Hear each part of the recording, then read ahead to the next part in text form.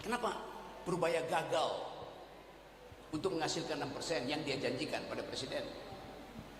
Karena dia pakai data yang palsu, yang sebetulnya dia nggak percaya. Begitu terlihat bahwa kita sebetulnya bahkan mungkin nggak sampai 5%, orang kaget.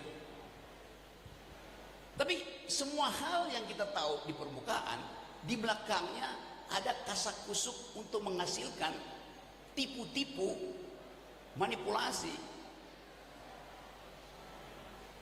terhadap ego presiden. Jadi coba kita perhatikan narasi hari ini. Ada keinginan untuk mengembalikan demokrasi, tapi kita tidak lihat ada peralatan untuk memungkinkan itu dihasilkan. Setiap orang yang ada di sini gelisah, apakah nanti 2029 kalian yang lulus hari ini bisa betul-betul jadi bonus demografi? Ya bisa. Ada data yang dibaca oleh sistem internasional bahwa semua yang berdagang di pasar saham itu datanya palsu. Maka kita dihukum sampai bulan Mei. Kalau data nggak bagus, hancur kita. Jadi kita lihat bagaimana paradoks itu. Di dunia internasional dipromosikan, tapi juga sistem internasional yang menghukum kita. Coba kita lihat lebih mendalam.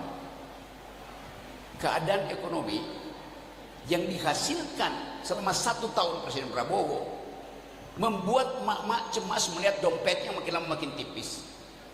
Membuat teman-teman mahasiswa setiap hari mencicil motor yang dia gadaikan. Kita tahu kondisi itu. Berapa banyak mahasiswa yang pindah kos karena 500.000 udah berat kos di Bandung, cari yang 300.000 itu. Jadi terlihat bahwa secara real kita mengalami pembusukan di dalam ekonomi kita. Data itu ada hari ini. Harga dolar bisa sampai 18.000, harga emas sekarang 3 juta. Jadi potensi kita mengalami crack, bukan lagi crash. Kalau crash dia ya kegesek loh. Ini crack, retak, ada di depan mata. Dan orang anggap Rocky Gerung melakukan provokasi.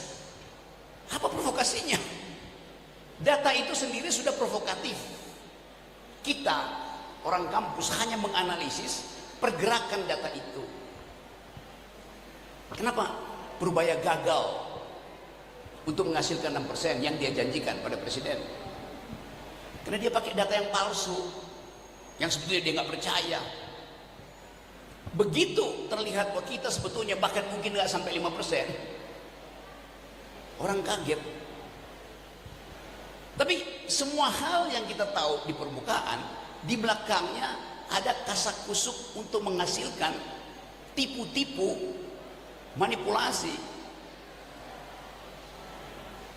terhadap ego presiden. Jadi coba kita perhatikan narasi hari ini. Ada keinginan untuk mengembalikan demokrasi, tapi kita tidak lihat ada peralatan untuk memungkinkan itu dihasilkan. Setiap orang yang ada di sini gelisah, apakah nanti 2029 kalian yang lulus hari ini bisa betul-betul jadi bonus demografi? Ya bisa aja. Tapi apa artinya jadi bonus demografi kalau persaingan ekonomi 2029 dari hari ini kita proyeksikan akan gagal? Gairah untuk mimpi, politics of hope, akan ada bonus demografi. Ya tapi per hari ini ekonomi kita hancur. Itu kondisinya. Berapa capital outflow hari ini? Cari di artificial intelligence, 30 triliun. Oh ya, datanya dari mana? Ya data yang dikumpulkan oleh artificial intelligence. Sumber datanya mana? Ya pemerintah. Tapi coba bicara dengan investor yang kemarin terbang pergi karena nggak percaya bahwa sistem pengambilan keputusan di Indonesia itu masuk akal. 130 T capital outflow. Berapa persen pengangguran di Indonesia? 100.000. Siapa yang bikin data itu? Kementerian Perburuan. Siapa ini? Ya pemerintah. Diambil oleh BPS, dikalkulasi 100.000 pengangguran di Indonesia. Bukan, 100.000 PHK. Itu dasarnya. Tapi saya nggak percaya, karena itu data pemerintah. Saya mesti tanya data itu pada Apindo, karena mereka yang tahu data realnya berapa. 4 kali lipat, 4 kali 100, 400.000 PHK. Investor asing mau pakai data BPS atau data Apindo, pasti pakai data Apindo. Jadi semua data yang disodorkan pada kita itu hasil rekayasa public relation, bukan public opinion. Sekarang ada kontradiksi. Orang percaya pada public opinion ketimbang public relation. Itu yang menenangkan. Kenapa dalam 2 hari IHSG kita drop? Dasarnya itu. Jadi sangat berbahaya kalau terutama termul ini mengeluk-elukkan legitimasi pemerintah 80%, sementara infrastruktur demokrasi cuma 20%. Kalau terbalik saya aman. Kalau demokrasi legitimasi 80%, presiden cuma 20%, aman, gak ada kerusuhan. Yang bahaya legitimasi personalnya 80%, legitimasi institusionalnya 20%. Begitu kontradiksinya tuh. Kan udah kita baca tuh. Jadi kalau 18 Agustus tahun lalu saya bicara di forum kami akan ada kerusuhan radical break dalam 2 minggu, memang terjadi. Kita ngomong tanggal berapa itu Pak? Tanggal 17 Agustus. Saya bilang 2 minggu lagi akan ada kerusuhan. Dan betul 30 Agustus terjadi. Apakah saya nujum? Enggak. Pakai otak aja.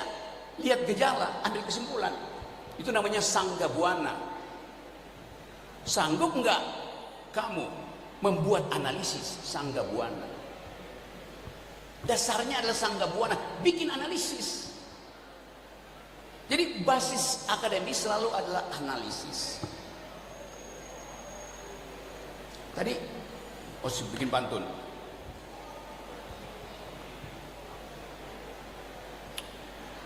Pagi-pagi tiba di Sangga Buana untuk memberi kuliah tentang masa depan. Kendati negeri lagi banyak bencana, tetap ada yang harus diturunkan.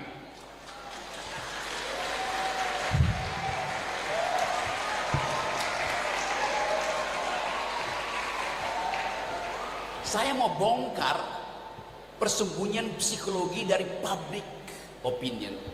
Refli bicara terang-terangan akhirnya, mau Gibran apa enggak? Pak Gatot bicara hal yang sama. Jadi kita perlu kanal untuk mencurahkan kegelisahan kita tuh.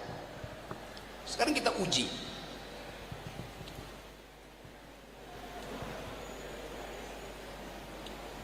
Public relation 2 hari ini dipenuhi dengan isu akan ada reshuffle.